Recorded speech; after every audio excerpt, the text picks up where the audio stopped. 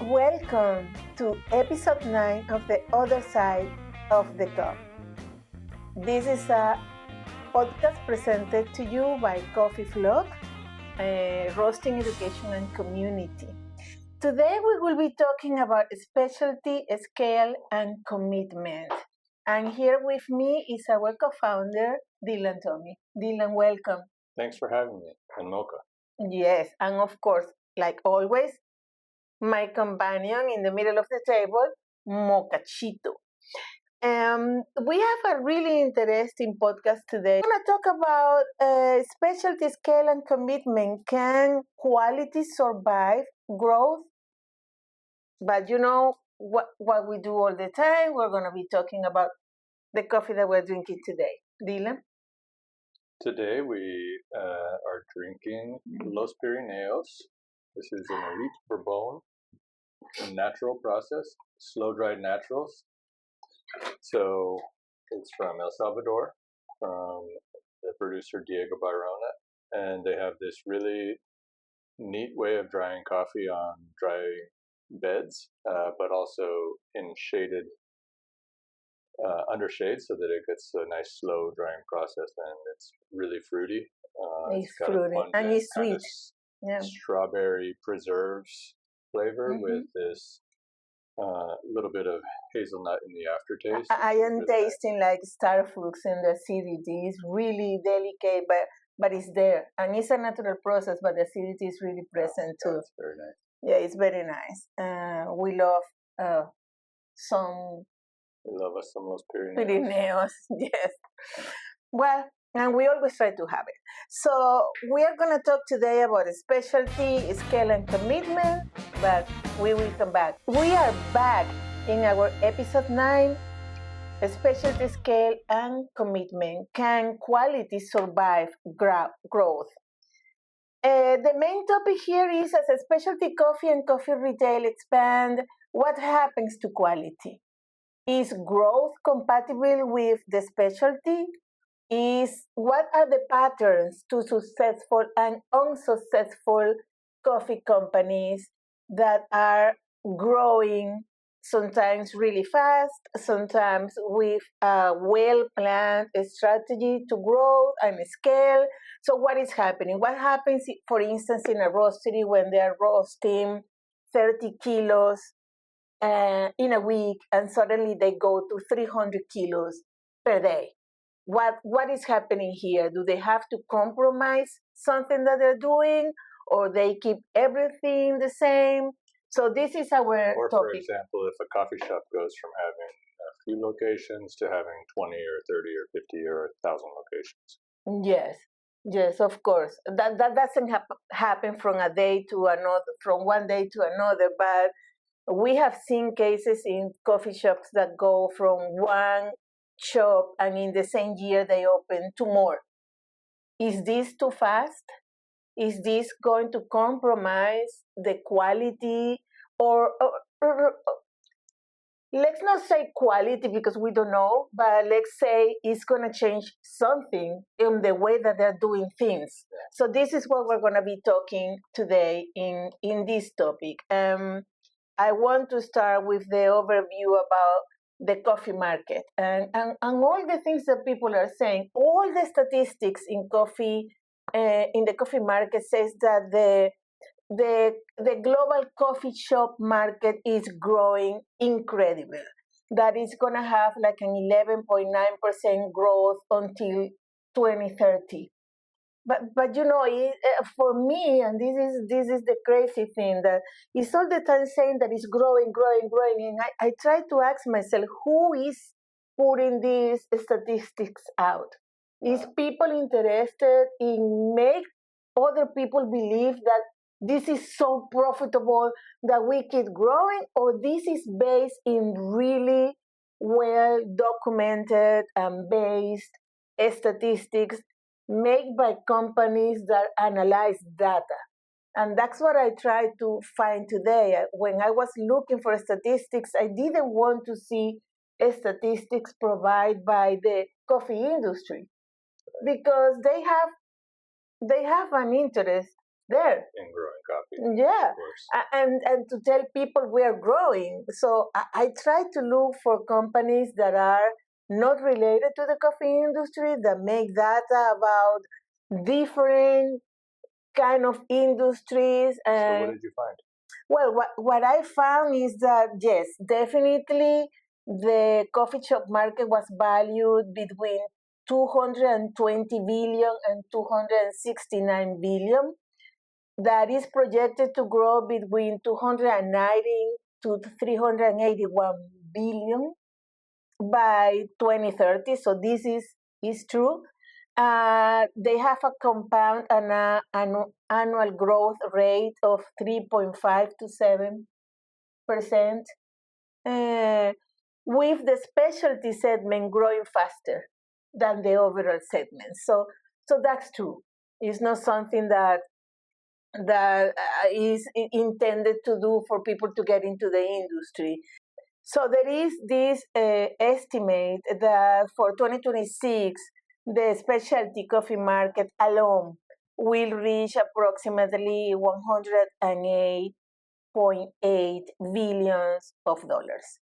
So it's going to be significant consumer demand for premium products.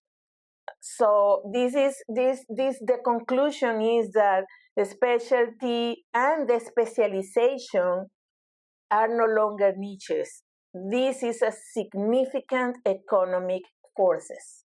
Yeah, I think that also indicates scale as well, because I mean, the industry is scaling up, right? The specialty industry is scaling up. It's no longer such a niche thing that you have to look for. You have to find the small roasters, the craft roasters. Yeah.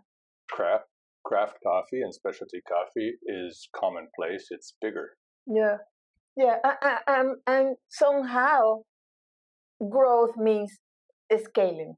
Of course. As well. So it is something that you, in order for us as an industry to grow, we need to scale.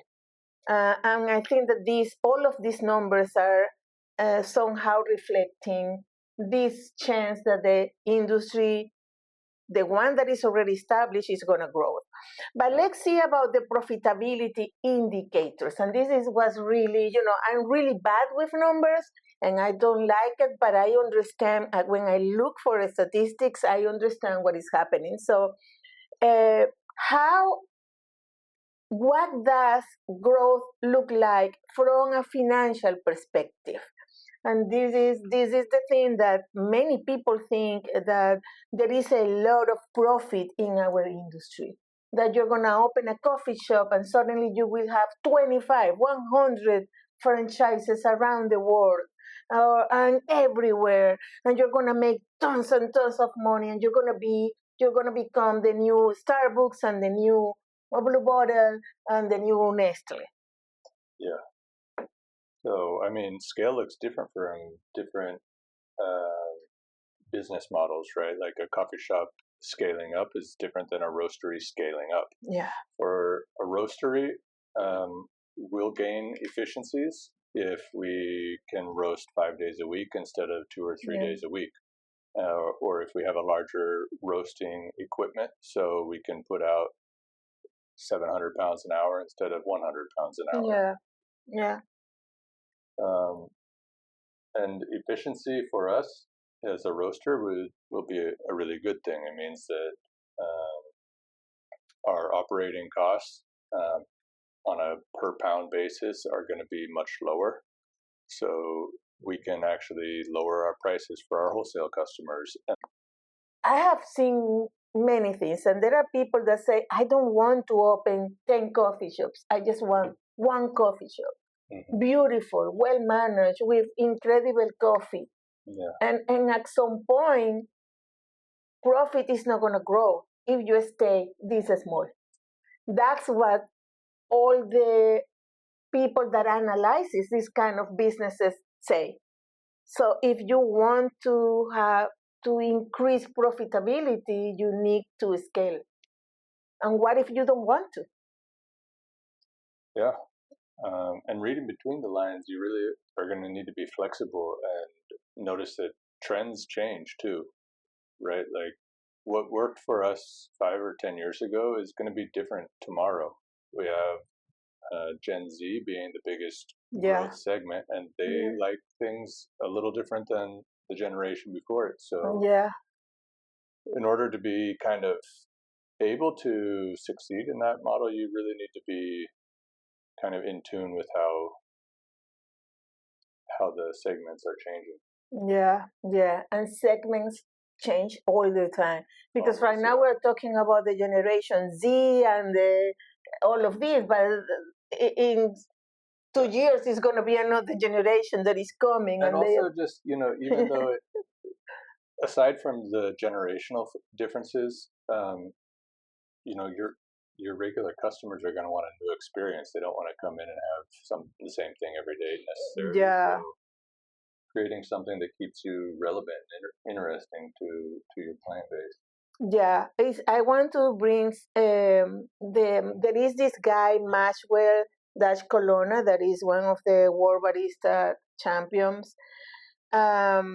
He wrote a book that the name is the specialty coffee business or something like that. Specialty coffee. The business of specialty coffee. I'm gonna look for that. It's the business of specialty coffee. I highly recommend it. It's really good. And he did something that apparently at some point he was doing when he was calculating his prices and how to manage his businesses, his coffee shop. He realized that pricing is not arbitrary. He said that it must reflect the cost through the whole chain. And he said what farmers are paid, the roasters cost and investments that they have to do, the staff wages that we talk about it. We talk that it's going to take more than 30% of your investment, the equipment, and the service quality. And he was saying that if a shop sells coffee to cheap coffee, is irresponsible because it doesn't account for the true cost of a specialty product and undermines the economic viability of the coffee shops. Yeah, you're taking a coffee economics class, and you talked about true costs. Yeah, so we did. It takes into account the farmer's ability to have a prosperous wage, right? There's a lot of costs that don't really get calculated because they're not measurable in like the unit price per pound of coffee, for example.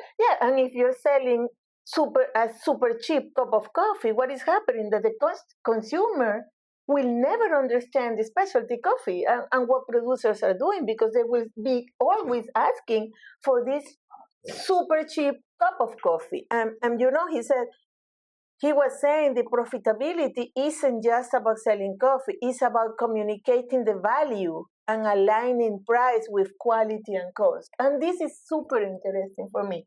I thought that what he brought in the book is interesting because it brings this perspective that it's not just about selling a product. It's everything that is behind that.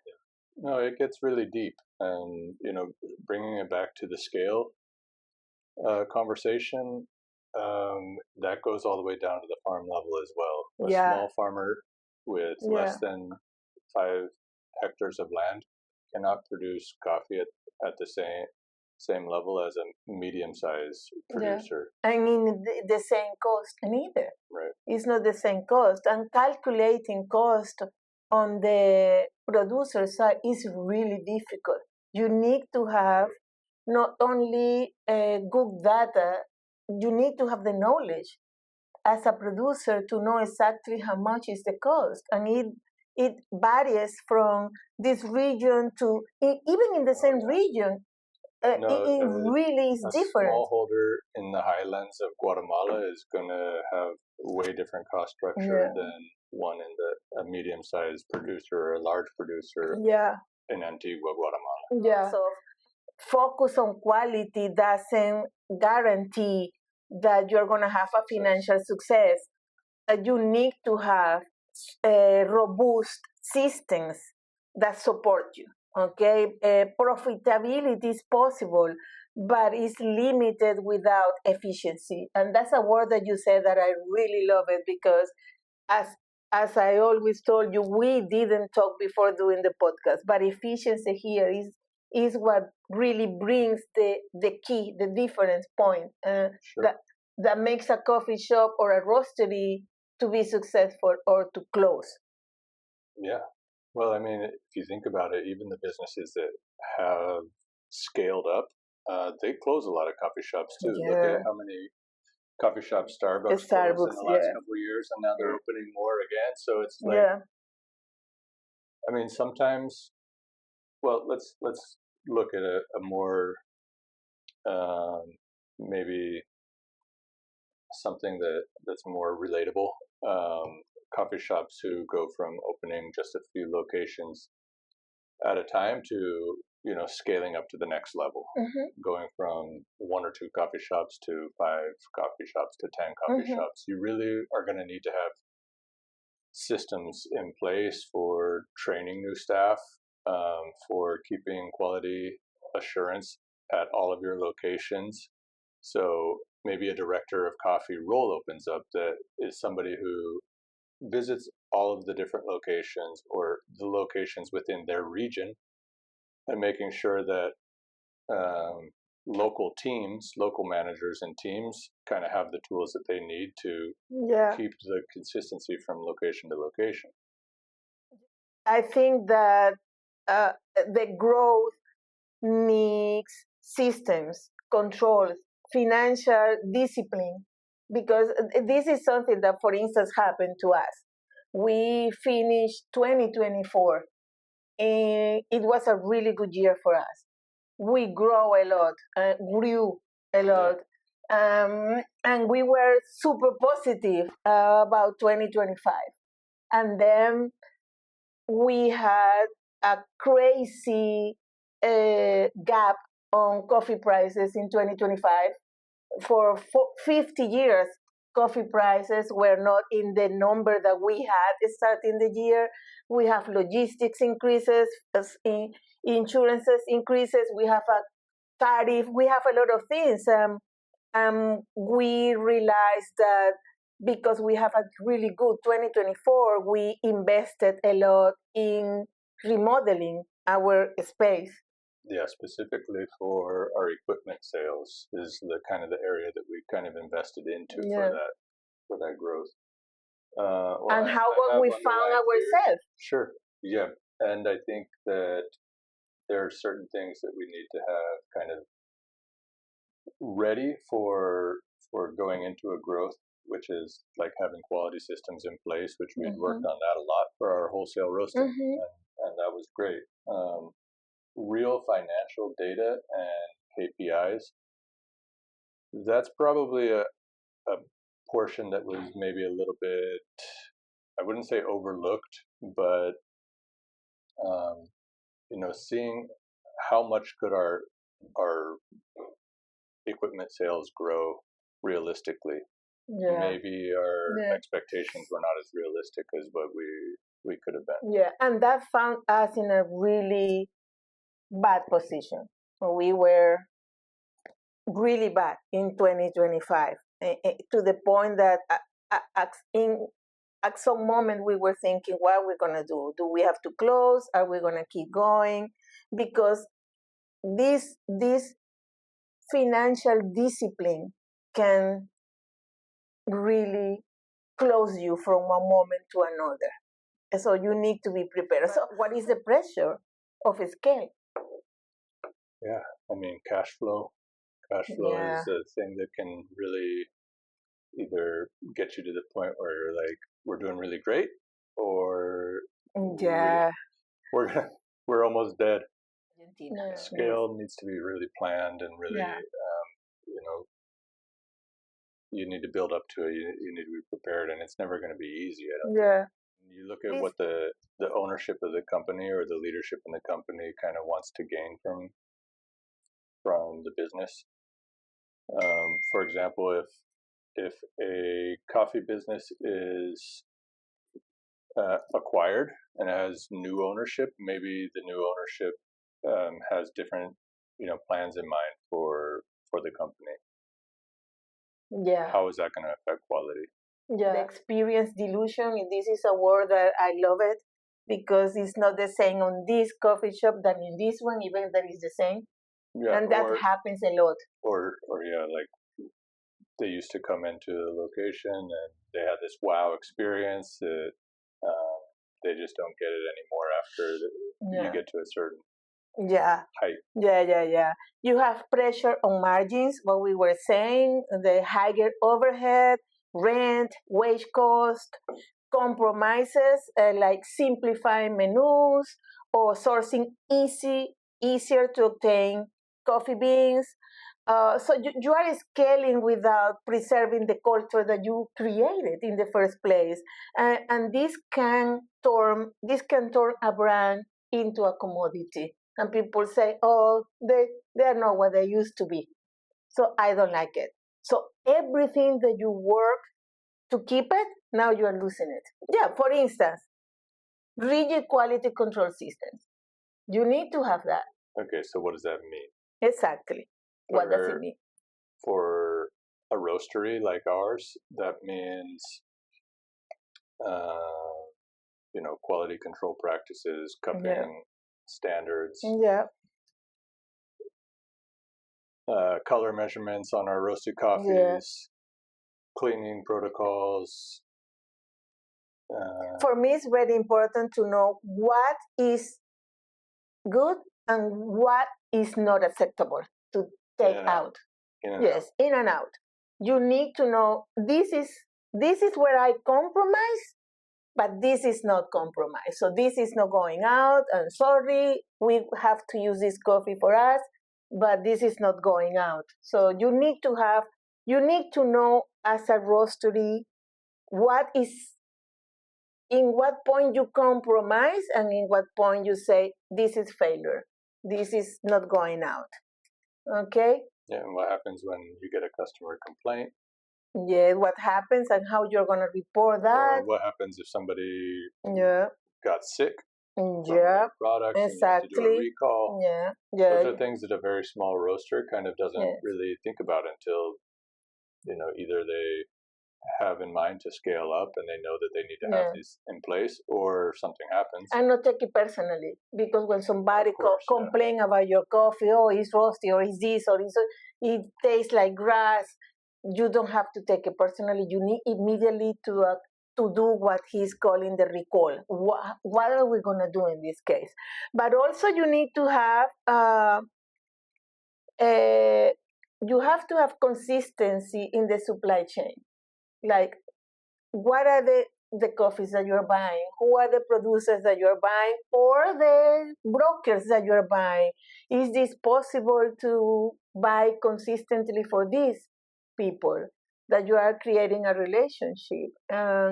Because if you don't have that and you start buying from people that today you can find them, but tomorrow you can't, that's not going to help you at all in what you are doing. Welcome back to episode 9 of The Other Side of the Cup. Here with me today is Dylan Tommy, the co-founder of Coffee Flock. So, we are talking about specialty, scale, and commitment. When is growth? When is scale? Because it's not the same. Growth is maybe you went from selling 3 kilos of coffee daily to 10 kilos of coffee daily. Scale is when you're opening another coffee shops or another stores or another roastery, or even going abroad, going to other countries. So, and it's not the same for everybody. It's not the same for big companies or to independent persons that are putting their savings and their investment to open a little coffee shop. So when is proper to talk about growth or scale, and when scale is an opportunity that can lead us to success? Yeah, so we all want to grow. We've talked about already that building quality systems in place prior to going into expansion, to having data to guide your decisions, Yeah. That's important for, kind of knowing where your business is at, knowing where you want to grow. And But you are a number person. You love numbers. So is this really happening for coffee shops to have a person that is measuring how we're doing? How do they establish the numbers that they need when they're in the first place?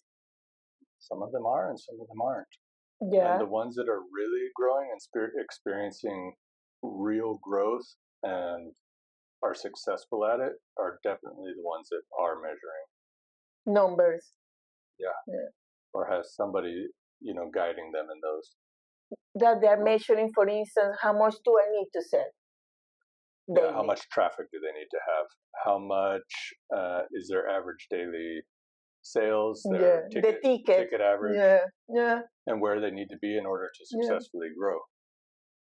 Whether that's a business, a mentorship from small business administration, or whether they actually have like people with a real financial background, like CFOs or CPAs within their company, things like that, or if you don't have those people in place and you're growing just kind of based on organically your ambitions or you're off of a whim, or somebody came to you with an opportunity and you're going after it, those kind of things, those are much more risky than having people in place who are guiding you on those decisions because they have those kind of backgrounds. Yeah, I have seen everything because, for instance, when we opened in Registrado in Argentina, even my partner didn't know anything about coffee, but he had really clear numbers that he wanted to achieve on the first year and in the second year, and he knew how our cost and our operation cost has to be. But we have had people that they don't even know any of that. They come here, I want to open a coffee shop, and they do. They open the coffee shop, but they never talk about what is going to be my ticket. And we always tell them, you need to know how much you need to sell, what is going to be your ticket to be able to sustain you. So this kind of data is really important. So it's more important when you're intending to scale. Yeah, it involves a lot more investment, which is a lot more risk. Yeah. You may have put your life savings and gotten a loan in order to put one location into place, but you're going to have to get a lot more money loaned to you to open 5 more locations. Right? Yeah, but that's what I'm thinking. Why to think on 5? Why to think on 10 instead of going one by one?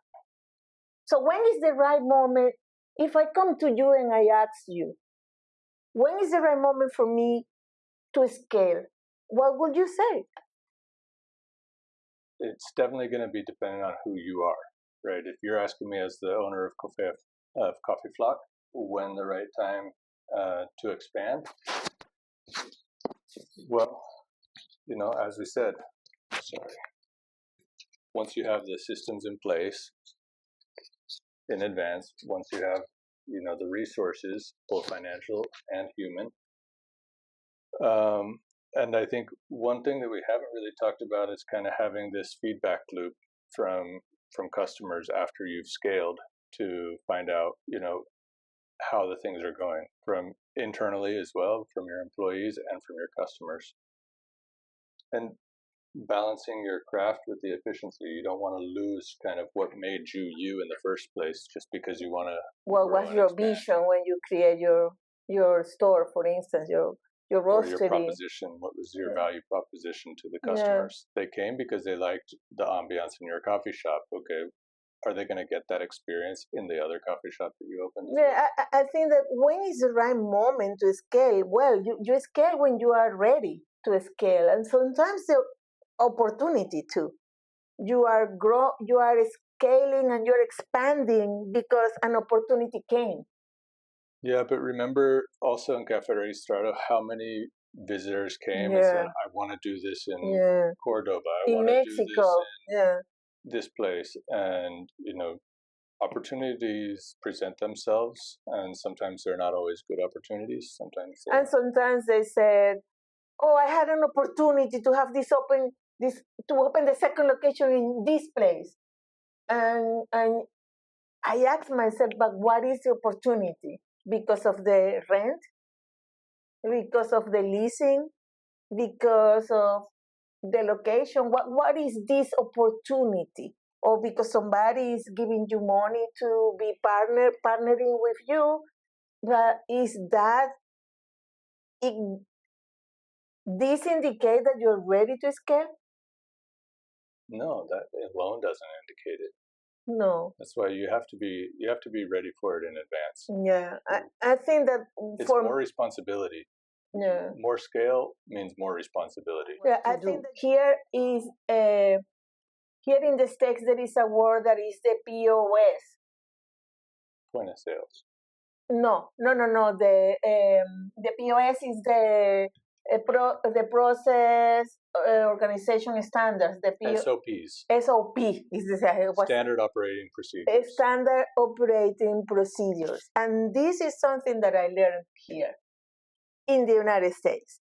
It's not that there is not in other places, but when the FDA comes to check you, they are always asking if you have the SOPs on paper. Yeah. They don't want you to say, they want to see it on paper. And many companies in many places they open, but they don't have the standards operational. Yeah, because it's really hard to get until you've opened up your first location, and then you need to create them on your own, or have maybe a consultant. Or hire somebody to do that for you. Yeah. And it's never late. No. Maybe you're open for 10 years and you never had, but you can create them. Yeah, and you should definitely, and especially if you plan to grow. Yeah. But do you have to compromise specialty? How do you do this? No, I don't think you have to compromise specialty. I think that scale can be done, and in fact, I think that it helps to actually it helps in a lot of ways to keep a better quality control for many aspects. Like, as a company grows, they get better access to from suppliers. You can have better scales of economy in terms of sourcing, but also more consistency, right? If I'm roasting 70 kilo batches, I'm going to be more consistent than if I'm roasting 23 kilo batches to make the same amount. That's just a random example, but I think that what happens when we see larger companies kind of losing quality at a higher scale, it's for other reasons. It's not because they grew. It's maybe because of the leadership behind that growth. Yeah. Maybe leadership changed hands, and now they want more money. Yeah, because they have stockholders. Now they have stockholders, people that are asking profit. Yeah. And that's an ownership change, because stockholders are the ones who own the business. But have we seen people scaling big, losing quality? Yeah, I mean, we can put names out there of some of the big coffee companies that grew over time. I haven't been, there evaluating the quality of the coffees from before and after their changes, but I just as an outsider perspective, I think that some of them have kind of kept quality standards to an extent, and others maybe have done less. But can you imagine how successful is a store that started in a basement and was sold by $570 million? Hello? That's super successful. It doesn't matter what people are saying. That, they lost the quality. Now they are commercial. They're this and that. Hello, they are super successful. This guy opened on the basement. Is that the one that's also in the news that they're looking to sell it again? Yep, that one. Exactly that one. So it didn't work out so well for the. Well, I don't the know why company the that acquired. reason, but I don't know why the reason is selling. I don't know. These are another levels of stock.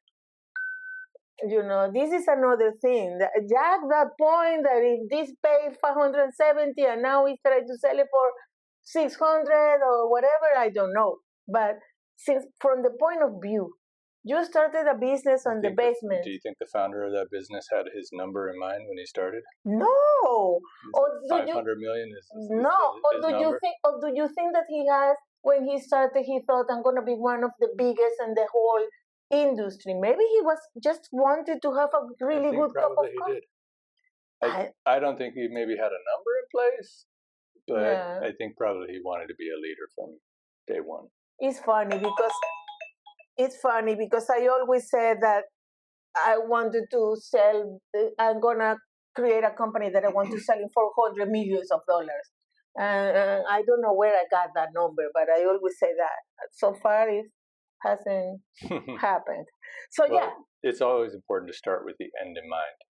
Having an exit strategy, whether that means selling for $500 million, or if it means retiring with a nice house by the beach. Yeah.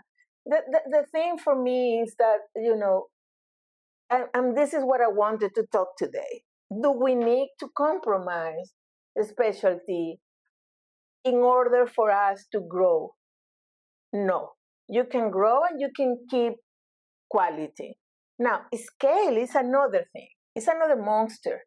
Scale is depending on what do you want? What is the plan that you have for you? And we know that many people say, I want to open 10 and then sell it. Or I want to open 50 and never sell it. Or I want to open in different markets. So this is people that already have their mindset of what they want in terms of scaling. Do I think that at some point they need to compromise quality? I do.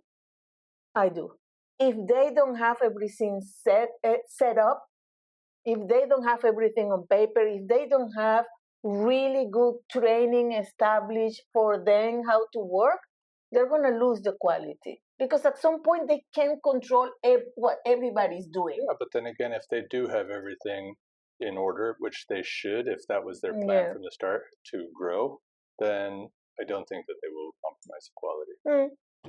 They don't have to. They don't have you don't have to. They don't go. The two things don't go hand in hand. With good preparation and with good resources behind it, it doesn't have to happen. Yeah, I don't think that you have to compromise it. But I think that at some point money tends to go corrupt. Yes, and first. Corrode. And then you want to grow more. And then because you want to grow more, you need to, and we saw it. How was the name of this documentary that we saw about this guy from WeWork? Do you remember? That wasn't a documentary. That was that's but it's based on in true events. The creator of WeWork, it was an amazing, and it was this guy started from nothing with money that was not even lent to him, with a little space, and it was a phenomenon. It's a unicorn. It was a unicorn, yeah. And what happened?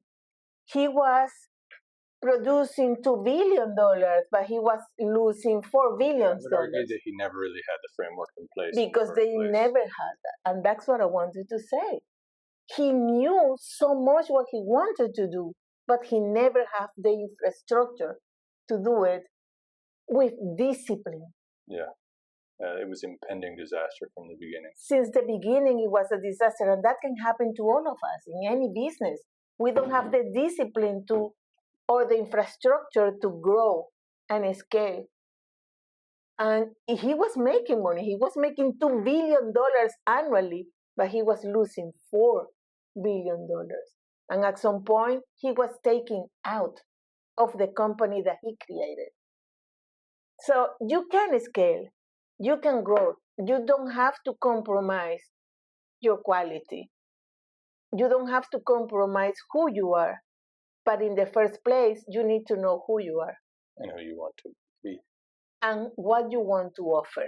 So they can coexist, but in our industry, the real growth has to go with intentional design, with planning, with really a mindset of doing the things in the right way. Yeah. You have to have data, you have to have numbers, even if you don't like them. You have to have people to check those numbers for you if you don't know how to do it. But you need all of that. What else would you say? To have growth, quality, and scale. you need to have tough skin as well. You need to have the Oh like yeah, like you need to be ready for ups and downs because yeah, it's not going to be all easy and all good all the time. You're going to struggle often. many times. But you're gonna struggle because it's not about just one industry behind. You have many. The supply chain is too complicated. Yeah, with coffee, sure. Yes, the It's coffee one is yeah. so It's volatile. complicated and volatile, it's so yeah. volatile and all of that that you need to have, as you said, tough skin, and you need to know when is the moment to say bye bye or when is the moment just to tie your pants and your belt and say, I'm gonna ride this and I'm gonna survive. Thanks for having me on this podcast today. Yeah, This was a lot of fun. it was a lot of fun and a lot of time. You don't see, but we have been going back and forward trying to bring what we wanted to talk. So I have a question for you. Can you grow without compromise? Or is compromise the inevitable cost of scale? What is the experience that you have on this? I hope that you like what we talked today. Thank you for being here. Thank you, Dylan, for being here. I hope to see you in the next episode, number 10, in our next podcast.